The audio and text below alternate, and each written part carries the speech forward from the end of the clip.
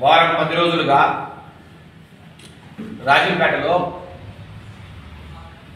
చాలా పరిణామాలు తీవ్రమైన వేగంతో జరుగుతున్నాయి. ఒక పక్క రాజంపేట వైసీపీ ఎమ్మెల్యే అమర్నాథ్ రెడ్డి చేసిన కబ్జాల మీద విచారణ,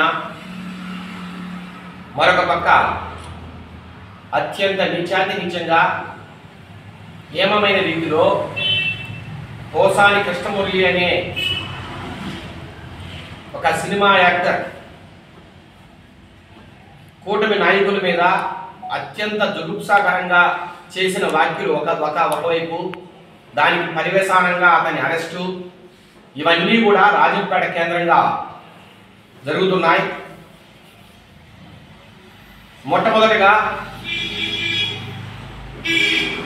కొంతమంది వందిమాజులు చెప్పినట్టు మేమేదో ప్రజాబలంతో గెలిచాం, ప్రజలు మాకు స్వచ్ఛందంగా ఓట్లేశారు, అమర్నాథ్ రెడ్డిని చాలామంది ప్రజలు కోరుకుంటున్నారని కొంతమంది ఆయన చుట్టూరు ఉన్న రకరకాల వందిమాజులు సెలవిస్తున్నట్టు వార్తలు చూస్తున్నాం. ఆయన ఏ తప్పు చేయనట్టు, చాలా సౌమ్యుడైనట్టు, ప్రజల కోసం ఆయన పుట్టినట్టు చాలా దారుణమైన కామెంట్లు వస్తున్నాయి. చూసి ఉండబట్టలేక తెలుగుదేశం పార్టీ తరఫున ఇవి అన్నీ కూడా తీవ్రంగా ఖండిస్తూ ఈరోజు ఈ పత్రికా సమావేశం నిర్వహిస్తున్నాం. రాజకీయాల్లో రహస్యాలకు తావులేదు, బెదిరింపులకు తావులేదు. ఏ విషయమైనా పబ్లిక్గా 10 మంది మాట్లాడుకోవడానికి రాజకీయం. మనం రాజకీయంలో ఉన్నప్పుడు మనం ఏ స్థాయిలో ఉన్నా కూడా ఆపోజిషన్ పార్టీ వాళ్ళు కావచ్చు, ప్రజలు కావచ్చు, మనల్ని అందరూ కూడా మాట్లాడతారు. మాట్లాడినప్పుడు ప్రతిదానికి బెదిరింపులు దిగడం, ఎవరు మాట్లాడితే అతని మీద కక్ష కట్టడం, నీ సంగతి తెలుస్తామనడం, ఇది నిత్య కృత్యంగా మారింది అమర్నాథ్ రెడ్డికి, అమర్నాథ్ మనుషులకు. ఇది తీవ్రంగా ఖండిస్తున్నాం. ఒకసారి పూర్వాపరాలకు వెళ్తే గత 15 సంవత్సరాలుగా ఆకేపాటి ప్రాంతంలో భీకరమైన దౌర్జన్యాలు జరుగుతున్నాయి. అది ప్రతి ఒక్కరికి తెలుసు. రాజంపేటలో గత 15 సంవత్సరాలుగా వాళ్ళ దౌర్జన్యాలకు ఎవరు అడ్డకట్ట వేయలేని పరిస్థితి. రకరకాల వ్యక్తులకు సంబంధించిన భూముల్ని దౌర్జన్యంగా ఆక్రమించుకోవడం, ఎదిరిస్తే కొట్టడం, లేదంటే బెదిరింపులు దిగడం, లేదంటే గవర్నమెంట్ని అడ్డుపెట్టుకొని పోలీసులతో మాట్లాడి వారిని పోలీసులను పెట్టి కొట్టించడము, లేదంటే దౌర్జన్యాన్ని దిగడము, ఇది వారికి అలవాటు, వారికి నిత్య కృత్యం. ఇది ఈ విషయం రాజంపేట ప్రజలందరికీ తెలుసు. ఈరోజు దేవుడి దయ వల్ల కూటమి ప్రభుత్వం రావడం, నారా చంద్రబాబు నాయుడు గారు ముఖ్యమంత్రి గారు కావడం, అట్లాగే యువనేత నారా లోకేష్ గారు ఒక సుపరిపాలన మనం రాష్ట్రానికి అందించాలా, ప్రజాస్వామ్యయుతంగా ఈ రాష్ట్రాన్ని నడపాలని ఆయన ఒక ధీమాతో ఉండడం, ఒక సంకల్పంతో ఉండడం వల్ల ఈరోజు ఈ అక్రమాలన్నీ ఒక్కొక్కటిగా బయటకు వస్తున్నాయి. ఆకేపాడు ఎస్టేట్లో ఎన్ని ఎకరాలు బయట వ్యక్తులు ఆక్రమించారు, ఎన్ని ఎకరాలు డీకేటీ పట్టాలు ఉన్నాయి, ఎన్ని ఎకరాలు గవర్నమెంట్కి అనేది పూర్తిగా ప్రభుత్వం తేల్చాల్సిన విషయం. దానికి సంబంధించి కొంతమంది తెలుగుదేశం నాయకులు పిటిషన్లు పెట్టారు. అది గవర్నమెంట్ తెలిసే పనిలో ఉంది.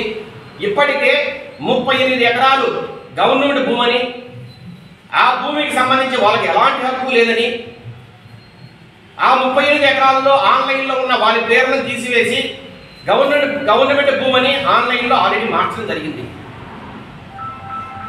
ఎప్పుడైతే అది గవర్నమెంట్ భూమని సబ్ కలెక్టర్ గారు అన్నారో, దాన్ని స్వాధీనం చేసుకోవాల్సిన అవసరం కూడా గవర్నమెంట్ అధికారుల మీద ఉంది. ఆ విషయాన్ని మేము అధికారులు కూడా విన్నవిస్తున్నాం, విజ్ఞప్తి చేస్తున్నాం. అతి త్వరలో ఆ భూములన్నిటి కూడా మీరు తిరిగి స్వాధీనం చేసుకోవాలి. ఇవి కాకుండా ఎవరైనా ప్రైవేటు వ్యక్తుల భూములను ఆక్రమించుంటే, మళ్ళీ చెప్తున్నా, గవర్నమెంట్ భూములు కాకుండా కొంతమంది అక్కడ స్థానిక వ్యక్తులకు సంబంధించిన భూములు కూడా మీరు ఆక్రమించి ఉన్నారని ఒక అభియోగము ఈ మధ్య కాలంలో మనం సోషల్ మీడియాలో కూడా చూస్తున్నాం. నిన్న మొన్న కూడా తెలుగుదేశం నాయకులు కొంతమంది ప్రెస్ మీట్ పెట్టి చెప్పడం జరిగింది. అదే నిజమైతే వాటి మీద కూడా విచారణ చేసి ఎవరికి సంబంధించిన భూములు ఉన్నాయో వారికి తిరిగి ఇప్పించాల్సివలసిందిగా కూడా మేము రాజంపేట సబ్ కలెక్టర్ వారిని అట్లాగే అన్నమయ్య జిల్లా కలెక్టర్ వారిని కూడా ఈ సందర్భంగా కోరుతున్నాం. అట్లాగే ఈ మధ్య కాలంలో ఈ పిటిషన్లు పెట్టిన వారి మీద అట్లాగే విచారణ చేయించే అధికారుల మీద కూడా కొన్ని బెదిరింపులు, మాతో పెట్టుకోవద్దు, మాతో పెట్టుకుంటే మీ అంతు చూస్తాం, రాజంపేట కక్షలు కారుణ్యాలకు ఆలమనమయ్యే పరిస్థితి అని కొంతమంది బెదిరిస్తున్నారు. ఇది ఎక్కడి సంస్కృతి? ఇది ఏమైనా అటవిక రాజ్యమా, రాక్షస రాజ్యమా? రాజంపేటలో మీరు చెప్పిందే వేదమా? ఏ రకమైన సంస్కృతికి మీరు ఆజ్యం పోస్తున్నారో ఒక్కసారి ప్రజలంతా గమనించాలి. ప్రజాస్వామ్యయుతంగా ఎవరికైనా మాట్లాడే హక్కు ఈ రాజంపేటలోనే కాదు, ఆంధ్రప్రదేశ్లో కాదు, ఇండియాలో ఎక్కడికైనా ఎవరైనా మాట్లాడచ్చు. మీరు వైసీపీ పార్టీలో ఉన్నారు కాబట్టి మీరు కొన్ని తప్పులు చేస్తున్నారని అధికారులు నిర్ణయించారు కాబట్టి తెలుగుదేశం పార్టీ తరఫున మా రూరల్ మండల పార్టీ అధ్యక్షుడు గండె సుబ్బానరసాయి నాయుడు అనే వ్యక్తి మీ మీద కొన్ని అభియోగాలు మోపారు. రాజీనామా చేయమని కూడా అడిగారు. అది తప్ప. ఒక వ్యక్తి పబ్లిక్ లైఫ్లో ఉన్నప్పుడు ఆ వ్యక్తి తప్పులు చేసినప్పుడు అంతకన్నా ఏమడుగుతారో మీరు చెప్పండి.